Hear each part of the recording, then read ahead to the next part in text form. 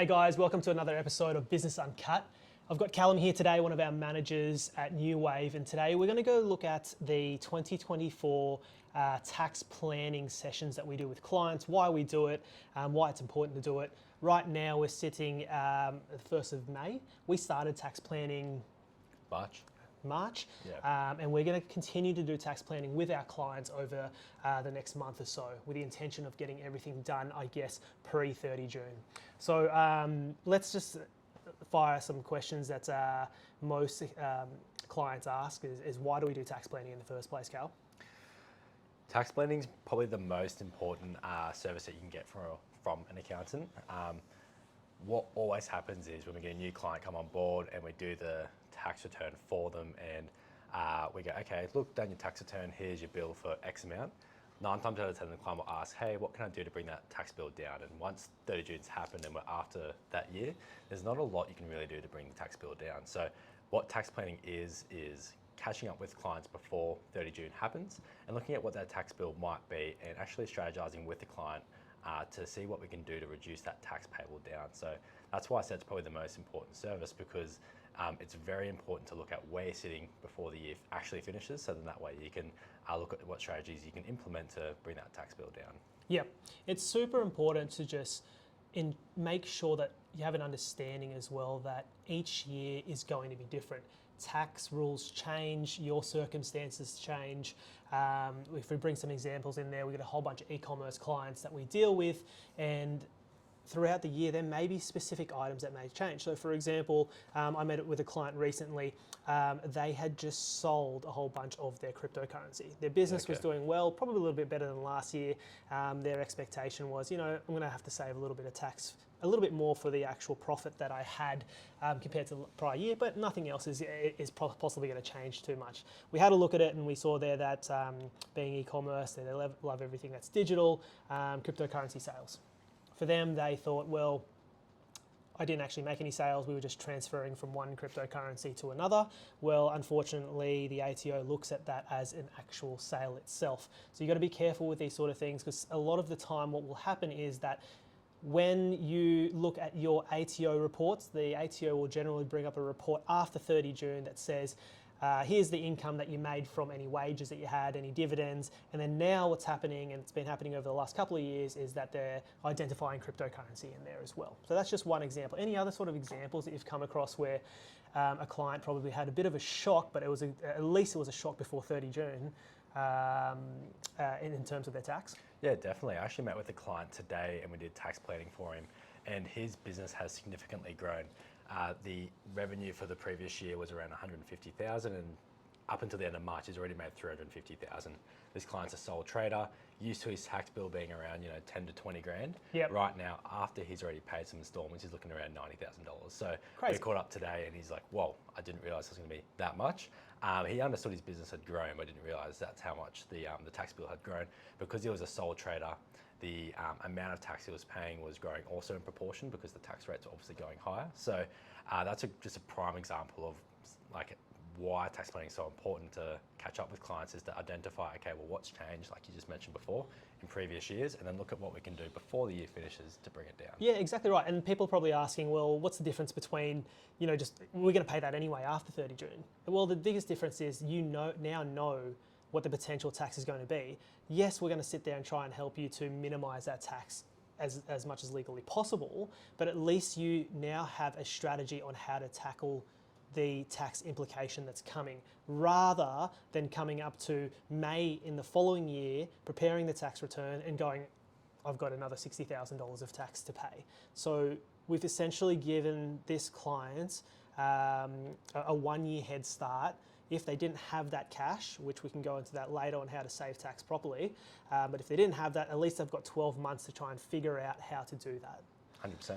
And so, super important. I've got a couple of things on the list here, like why to do tax planning. If you've sold assets in the financial year, whether that's property, might have a commercial property, might have a residential property, crypto, like I mentioned before, shares, or even selling your business. If you have made changes in your shareholding as well. So, for example, you've brought in a business partner, or you've got a employee that's becoming now a shareholder in the business, that could be a potential capital gain there that you may not have expected. You may have thought, well, I'm just going to give it to them because I'm a nice person, but actually there's a value attached to that share and there's a potential capital gains.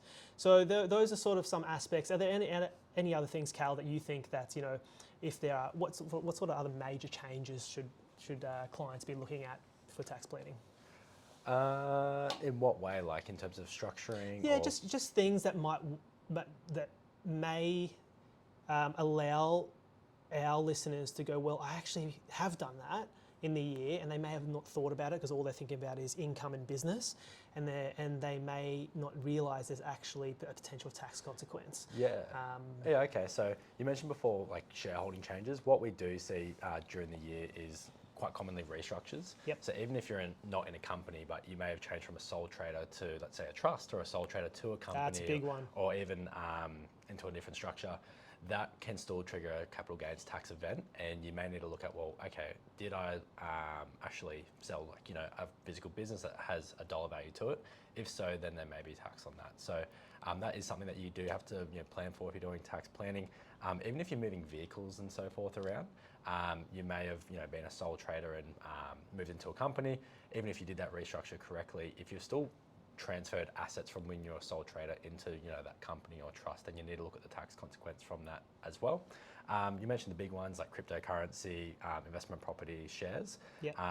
They're probably the main things that I guess could catch people off guard, other than your normal income, to I guess be mindful with tax planning. But even things like what I have seen more recently is people moving overseas. Yep. Now that we're in the digital kind of space, it seems to be more common. When you do exit Australia or move into a different country and change your place of residency, that can have an impact on tax as well. So again, it really just points on the importance of actually speaking with your advisor before the year finishes, to look at all these different things that may have happened during the year to make sure that you're covering all your bases with tax. Some other items that we probably want to touch base on as well, if you feel as though these things have happened in your life, so changes in your life circumstances. If there has been a marriage breakdown and the settlement has taken place, you may need to just get a bit of advice on that, because there may be some hidden taxes around there as well. And again, you don't want to receive the money and then after 30 June realise you have a giant tax bill. Children turning 18, there are all different, different laws and regulations, obviously, around just distributing to children and those over 18, even more so over the last couple of years. But that's probably another segment in itself. And then looking at potential new investments or businesses. Like if you are saying that you want to eventually sell your business or look at buying, I don't know, machinery or something that will help grow the business, it's better to have a look at the tax consequences now and plan out for it. Even if it's not going to happen within this financial year, it may be beneficial to do so. So it's always a good idea to do that. Yeah, just expanding on that, something I've actually also seen more as of late with the investment and business side is property development. Yeah. Getting a lot of clients property's hot on the Gold Coast at the moment. Yeah, reaching out to us and saying, okay, look, I want to do this development. How does tax work around that? And a lot of the time, clients are under the belief that it's always going to be capital, and you get the 50% CGT discount. Don't have to worry about GST, or sometimes clients even believe, if I live in it for long enough, it could be my PPR completely tax free under the main residence exemption. But as we're looking into this more so with our clients, 9 times out of 10, it's more seems to be on the side of it being a property development and a business as such, as opposed to CGT. Now that's not always going to be the case, but just due to the short time frame and just the intent of the overall development and other circumstances, clients are more leaning toward that, and they weren't really planning for that previously. So it's something that we have to be really mindful of in the new kind of stage that we're in with developments and property as such, because it can catch a lot of people off guard. Because if you're running, if it's proven to be a business, then you have to be mindful of your income tax, and it can go up quite significantly compared to CGT because you don't have as many tax concessions. Also, what you have to be mindful of is GST. A lot of people, when they're doing developments, always seem to forget about GST, depending on how it is classified. The GST can be quite significant, and it can be 1/11th of the sale price as well. Yeah, so 100%. need to be definitely mindful of that. I think so. I think it's just more having the understanding or having the thought in the back of your mind that I'm going to go into some type of significant investment, whether it's property or whatever it may be. Any of those triggers, come and talk to your accountant, because that could turn into a bit of a mess in terms of tax. No one wants to invest $1 million into a project and then lose, half of the profits. It's why would we do that? We work so hard for our money, and so if we can minimise that as much as legally possible, then why not? One last aspect I wanted to talk about is Div 7A. So for those that aren't across Div 7A, basically what that means is if you have a company and you take money out of that company, either from yourself or you transfer it to your trust, basically what happens is you owe that company back that money. Now, there are certain rules around this, and if we don't follow the rules correctly, what can happen is that some tax consequences can occur, right? And so these tax consequences can be quite detrimental in terms of the overall amount that you're going to pay. And I've seen it time and time again, and you've probably come across more than I have, Cal, where clients that haven't done tax planning have ripped out money out of their business and essentially ripped it out without paying the additional top-up tax that they need to, because that's what happens. The company pays for the tax, you rip it out, and sometimes there's more tax that you need to pay, but they don't. And if they don't plan for it, what do you usually say happens? It can be a range of things. A lot of the time, like you said, they don't understand what Division 7A is, which rightfully so, it is quite complex. But yeah, a lot of the time they don't understand it. They take it out. They actually don't really know how it works. They sometimes think it's been treated as a wage, or they think I can put the money back in whenever I want to close the company up. Or right? Yeah, exactly right. Or it could be a number of different things. So usually the conversation will start with identifying what they've done and explaining it to them. Where it can be really tricky is if their company hasn't actually paid any tax. Right? Yeah. Because if we don't have any franking credits or tax that they can claim back on, then they're not even paying just the top-up tax. They're going to be paying the full tax at their marginal tax rate. So that can really surprise them and catch them off guard. If they have paid the company tax, and that's good, at least we can look at doing a dividend or at least doing a minimum repayment back into the company to meet that repayment. But sometimes they've spent the money. So if they've spent the money, then they can't put that money back in. If they've spent the money to the degree where they haven't even saved for the top-up tax, then that's generally where they can be in quite a bad situation, because if they've taken that money out and they have spent all of the money and haven't saved any in their personal names, and then let's say that figure's $1 million for argument's sake, the top-up tax can be anywhere between 0 to 17%, depending on what their marginal tax rate is. So if you're looking at 17% on $1 million, it could be 170,000. So if you haven't saved for that, it can be quite detrimental. Yeah. So the key things to look out for: if you look into your Xero account, look at your financial statements, you'll see on the balance sheet, or it could even be in your profit and loss if it hasn't been coded correctly, what you're trying to identify are amounts that you've taken out of the business personally or to your trust or to an associated trust of yours that hasn't been put through the payroll system. So essentially, if you've done this, I would highly recommend that that you contact your accountant, and these are for companies out there, right? So if you have a company and you've taken money out and you haven't put it through the payroll system and it's sitting there as a loan back to the company, then you potentially have a Div 7A issue, a director's loan issue. So definitely get that checked out, because we have seen some of these files. We've inherited a client's files over the last 7 years, and they are absolutely huge, and unfortunately this is something that the ATO are cracking down on quite severely. So it's all about management planning and how to get across this in the best way. Cool. Now let's talk about tax minimisation strategies, specifically. Well, so not so much strategies. What are the key items that we need to look out for in the 2024 financial year? Bearing in mind that we have 2 months basically until 30 June. Look, one thing I'm going to note is the depreciation rules have changed. So a lot of people would have seen previously temporary full expensing or instant asset write-off up to unlimited amounts. And what they were previously is you could buy an asset and essentially claim the whole thing back on tax, which would reduce your income significantly. Then, that's what you'd pay your tax on. So as of the 2024 year, they have made some changes to that. So they've gone back to the old concessions, which was the instant asset write-off versus the temporary full expensing.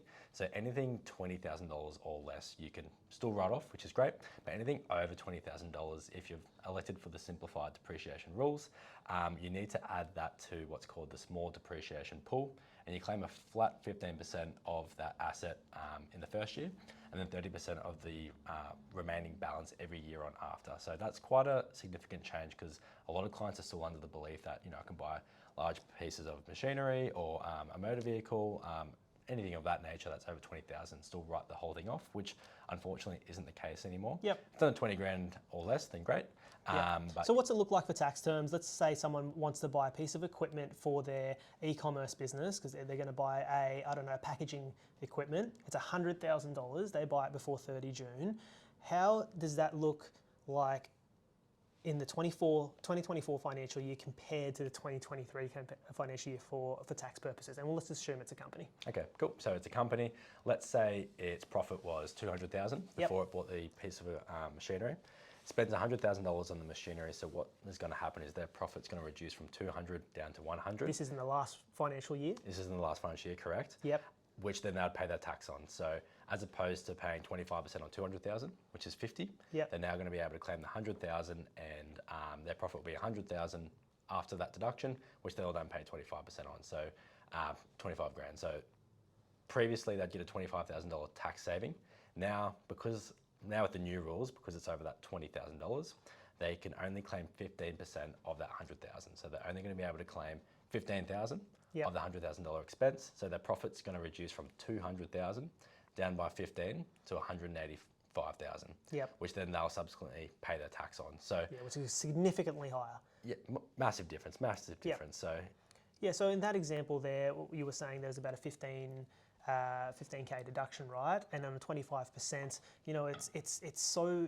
it's so far from the $25,000 tax saving that you were getting previously. It's nearly 20 grand. It's more than 20 grand difference. So you got to be very strategic about what you are purchasing. And if you really need it for your business, go ahead and buy it, because you do need it and it's generating income.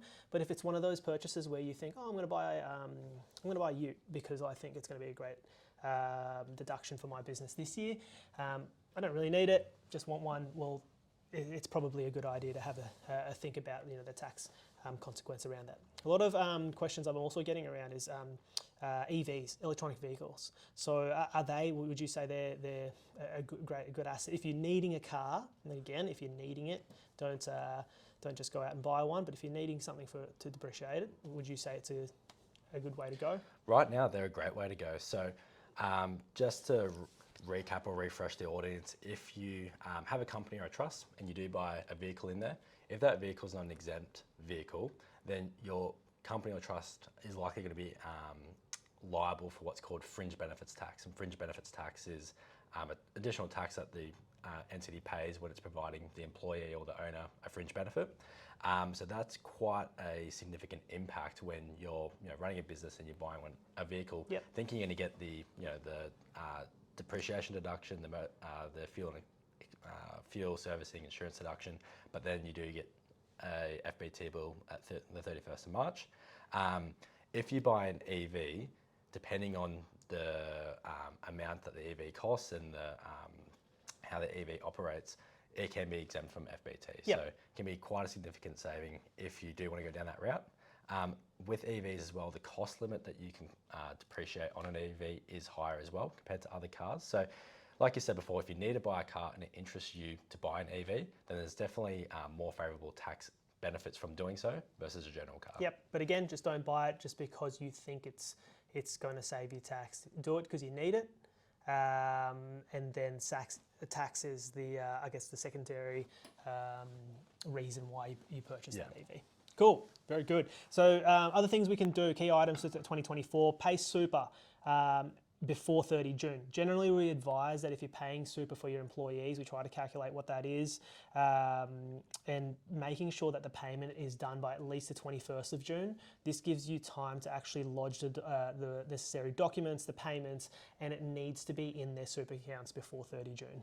A lot of people will say, well, I'm going to wait until 30 June. They try and do it, and then they miss out on the actual deduction. Probably a great time now just to put it into your calendar, pop it in there, even put it in on the 15th so you can start preparing and then lodge by the 21st.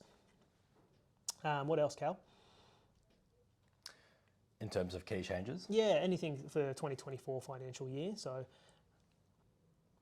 another one would probably be, if you are going to pay bonuses out to your employees and you know they're getting a bonus, again, do that before 30 June because you'll be able to claim the deduction in this financial year rather than waiting till the next financial year. Some people may just say, well, you're just moving the actual tax into a different financial year. Yeah, that's true. But also you're then preparing for cash flow influxes and ins and outs, basically. So you can actually plan a little bit better. And like everything, cash is king. The more cash that you have within your business, especially when it comes to tax time, then you can use that to grow your business, buy more inventory, advertising, whatever it may be. But planning is key. As always, motor vehicle logbooks. And then I wanted to talk to you about this one, just making sure that the trust deed is up to date. Have you been going through any trust deeds, seeing any that are significantly out of date or need to be updated at all? Yeah, we are. A lot of the time we'll see trust deeds where the schedule needs to be updated. So it could be anything to do with, we've got the asset person of a family group, the trustee of a trading trust that obviously breaches that risk versus asset relationship profile. It could be a matter of the beneficiaries need to be updated on the trust deed, not allowing us to do tax effective distributions. It can be definitely a range of things. So it's something that we do review at the end of each year to make sure it is up to date and that we can do the most tax effective distributions from that trust. Yep.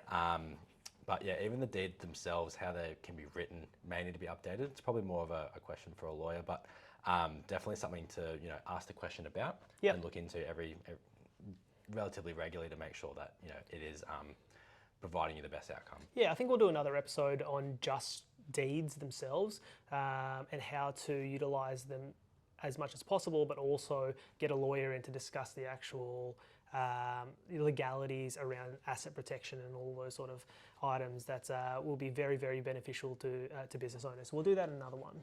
You were talking about optimizing the tax rate, and so a lot of business owners, specifically those that are in companies, will automatically assume that everything is taxed at a 25% tax rate. They're going and just looking at the ATO website and seeing that companies get taxed, and my business is going to get taxed at 25%, and then that's it. That's not necessarily how it works. Unfortunately, the Australian tax legislation is quite complex, and so we generally like to put together a group tax summary. Are you able to tell us about that, Cal, and how you have what you're doing at the moment to structure those in the most efficient way and getting the client to understand what it all means? Yeah, no, definitely can. So like you said, companies do pay a flat 25%, but what the individuals pay themselves will still dictate what that average tax rate is across the group. If the owners have paid themselves quite a handsome salary, or they have taken large sums of money out via the company as a loan, Div 7A, and we have to take up like a dividend or something of that nature, it can still significantly impact the overall tax rate. We will always try to look at the whole group from a holistic picture to see what we can do in terms of moving money around to try and bring that effective tax rate down. But ultimately, it's going to come back to what has the business owners done with the cash. It's usually a balance between, okay, well, we need some cash available in the personal names as well as trying to minimize tax. So yes, 25% is the company tax rate, but it will depend ultimately on what the owners have done with the money and what they intend to do with the money as well. Yeah, so what we tend to do is provide clients after getting all of their information, figuring out, well, what's happened in a year, what's tax going to look like, then we come up with an option first and foremost and go, well, what is your overall effective tax rate? And in simple terms, that effective tax rate is basically all of your group's tax liability divided by the taxable income that you have in the group. And then so that is what you should be really focusing on if you are really concerned about how much tax you're paying, right? Because again, Callum had mentioned that some people may have taken out a $500,000 wage, and of course it's going to be hard to minimise that and turn that into a 25% effective tax rate. But the idea is, how do we minimise the effective tax rate overall for the entire group? Now, everyone has different goals, both in business and personally, and so the way that you should be doing your tax planning or asking your accountant to do it is to make sure that the outcome aligns with your future goals, not just for tax. And so what I mean by that is that we need to look at different scenarios. And in this case, I had a client that making substantially a healthy sum of profits, right? And it keeps going up every year. And as most business owners, they say, well, the more I earn, the more I pay. I personally think it's a privilege to be able to do that, because then you are, having a successful business. But in any case, how do we get that down? So then before I said, well, here's the strategies, so the first question is going to be, well, what are your goals over the next 12 to 24 months?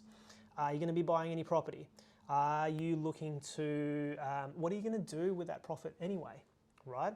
And so these are the questions that I would ask. Are you going to have a family? Are there all these different aspects that are changing within the next 12 to 24 months? So if they come back and they give me an answer of, I just want to pull it out and buy a Lamborghini and just live the life, then we try and minimise as effectively as possible. But if they come out and say, well, I want to buy a house and I want to actually get into property development, or I want to buy another business, then sometimes we'll look at that. Well, most of the time we'll look at that and go, well, how do we actually structure this in the best way? So one, they can obtain loans. Two, if they're going to invest in property development, maybe it's better that we put it into a bucket company or some type of entity where we can actually contain or minimise the actual tax rate. So it's all about talking about goals. Have you come across any clients that maybe are in that situation and that I think most people think, let's just take out all the money? Yeah, no, it's a very common question that we have with a lot of clients. A lot of the time we'll see clients either increase their wage quite substantially, or they'll take out massive Div 7A loans. And the first question I'll ask is, well, why are you doing that? Yeah. And the client will respond to be, oh, I just want money in my name. And my question is, well, why? Yeah. Oh, so I can, have a good life. Plus, I also want to save for, property. Buy a house. I want to buy a house. I want to buy some shares. I want to buy, cryptocurrency. My friend has a business. I want to invest in their business. Yeah. Those sort of things. 100%. So then the question is, well, why are you taking it out, paying, up to 47% tax, to then just park it in, potentially your offset, buy a house or something like that, when you could look at a more tax effective structure? So what we'll generally look at is going, okay, well, if we're trading through either a trading company or a trust, can we do distributions or dividends down to a holding company, and then look at actually doing the investments within that holding company, where we're capping the tax rate at either 25 or 30%, depending on the structure. That way, at least the cash is in that actual entity. It can be protected if the person who is receiving the money is also the director, so there's that risk element that we need to be mindful of as well. Plus then that way, again, we're saving on tax, because worst case scenario is clients on quite a high wage, takes large sums of cash out, pays either that as a bonus or an additional wage or a dividend, could be paying 47% tax, to then put it on their offset to save 6 or 7% on their home loan. Doesn't make sense. It doesn't make sense. Yeah. So it's just, and you don't really need to think about the strategy around it. What you need to do is just talk to someone first. I think that's the first step for anyone, for a business owner that is making substantial profits, before you start ripping money out of the business, because once you rip it out and spend it, it's a lot harder to manage it than coming in and speaking to us and going, well, this is what I want to do. Then we'll tell you the best way move it. Yep. So yeah, that's I guess how we do it. Now, a couple of things, ATO side, probably not the fun side, but it's very, very important.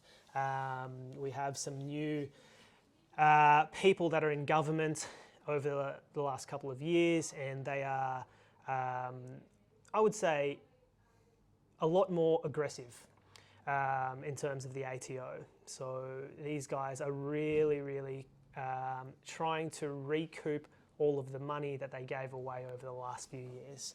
And what we're seeing at the moment is that the ATO are really tightening up on their debt recovery. And you probably have seen it many times over the last couple of months, but things like garnishes, DPNs. So if you can explain to people, let's start with garnishes. Like, what are you seeing on that side? I haven't actually seen too many garnishes. I feel right now the ATO is going straight for the throat. Yeah, they're actually issuing more. So they're just bypassing that. Yeah, just going straight for the DPNs. So I actually had a client receive a DPN today. Without any garnishee. Without any garnishee. Yeah, so these are the sort of things that, in traditional terms, that you'd usually see a step-by-step process from the ATO going, well, a garnishee, what happens is they'll send a letter out saying, hey, we're going to start taking money out of your business account, and you can't do nothing about it, basically. So they will actually come in and dip their hands into your company or whatever it may be and take what they want. So that's one side, right? Do they usually warn you for that? Yeah, they usually give you a warning anyway, right? So as soon as you see these letters, as soon as you see any type of debt letter from an ATO, call the accountant straight away, right? But sometimes what Callum was saying is now they're skipping the garnishee side and basically going to what they call a DPN, which is a Director's Penalty Notice. This is probably one of the worst letters that you'll come across, and they do it in a couple of stages. Generally what will happen is they'll send the first one, which gives you a time limit. 21 days to comply. 21 days to comply. That means communicate with them, see if they can put a plan together. If not, it's usually you've got to pay that debt. And then after that, if you get the second one, it means now that anything that you owe to the ATO within that company or trust or whatever the business is, even superannuation, PAYG, GST, all those sort of aspects, they're coming for you personally. And so if that doesn't scare you, I don't know what will, because personally for most people means their cash in their bank, means their house, if you're not structured correctly. It basically means potential for you to go bankrupt. And so this is happening more and more at the moment, and people that were just using their ATO debt as a bank loan need to start thinking more strategically and reconsider this, because you probably see it all the time. How many people or business owners use the ATO as a bank loan? A lot. Yeah. And how about payment arrangements? What are you seeing there? Again, just the ATO being more aggressive. So previously they were accepting up to 2-year terms. ATO was even taking 3 years at some stage. Now they're really asking for it to be 1 year. Yep. Depending on the circumstances, they're still, in some instances, allowing for 2. They want generally a deposit up front. That's 5 or 10% now.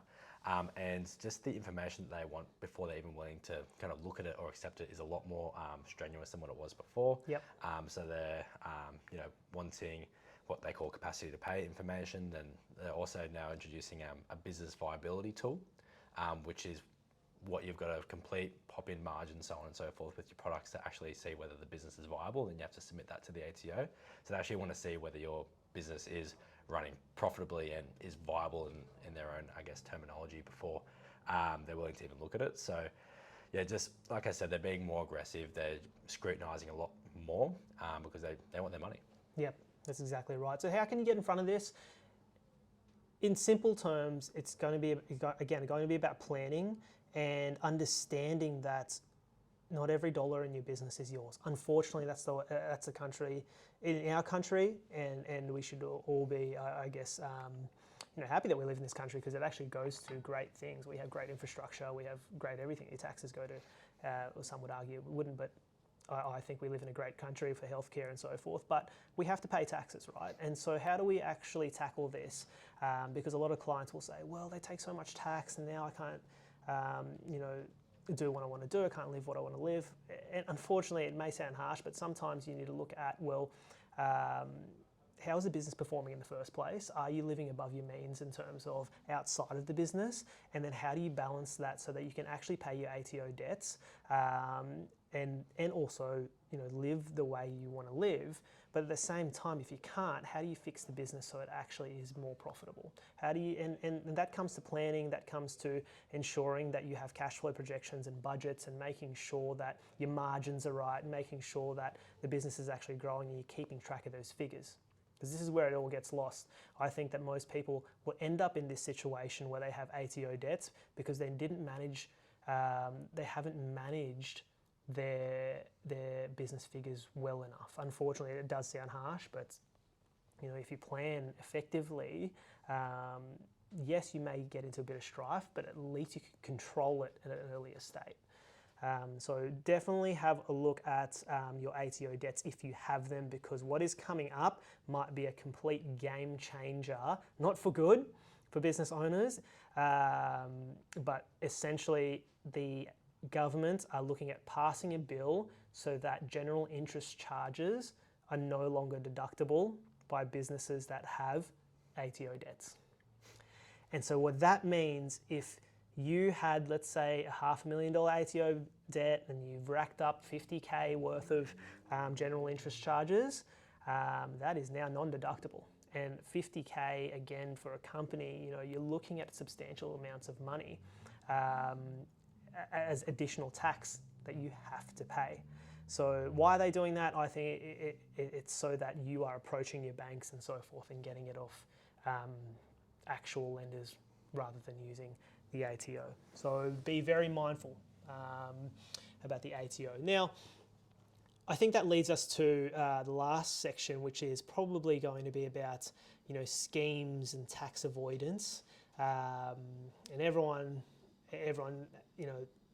when times get hard, generally what people will fall to first is, well, how do I pay less tax, right?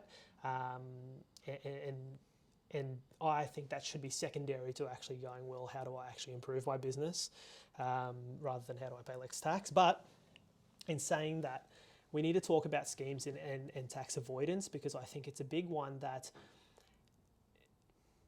you'll hear from friends, family, social media, that there are these magical ways that just make tax disappear.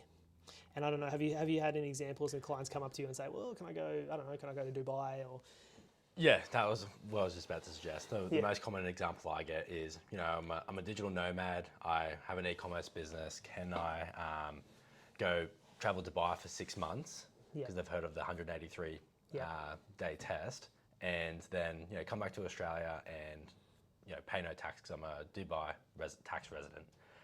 So, like you said before, with the ATO tightening up and a few other things, clients are trying to look at how their business can work more for them and how they can minimise in tax. And there are a few schemes and tax avoidance, I guess, kind of strategies being thrown out there. But it's not something that I would obviously recommend, and something that people that are thinking about doing those things need to be really mindful of the increased capabilities that the ATO have right now.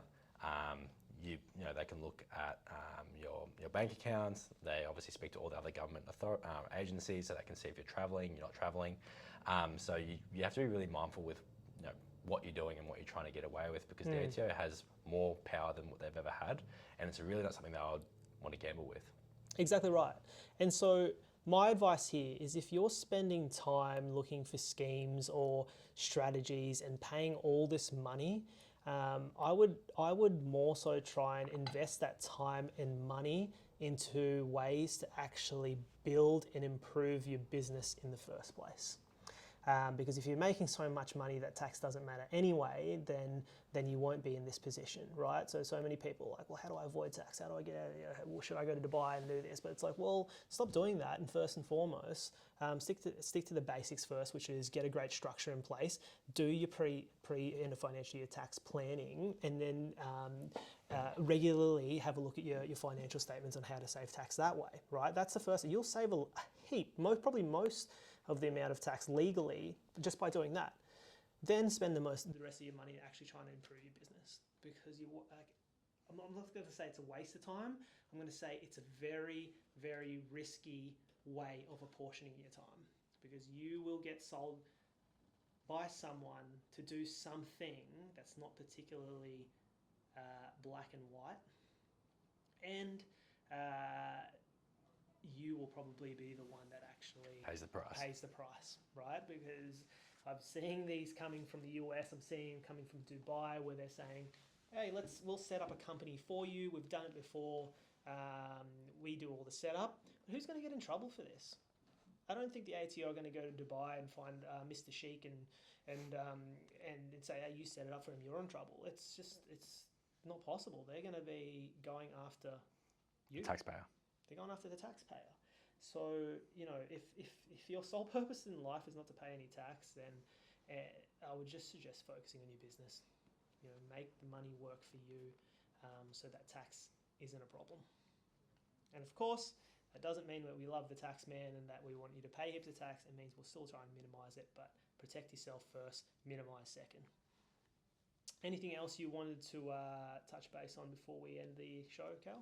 No, I think that's about it, mate. Covers the main points. Cool. So if you haven't, as of yet, sought any advice about your profits for this financial year, you're making changes in your business and the lifestyle changes or family changes, asset changes, give us a call. More than happy to help.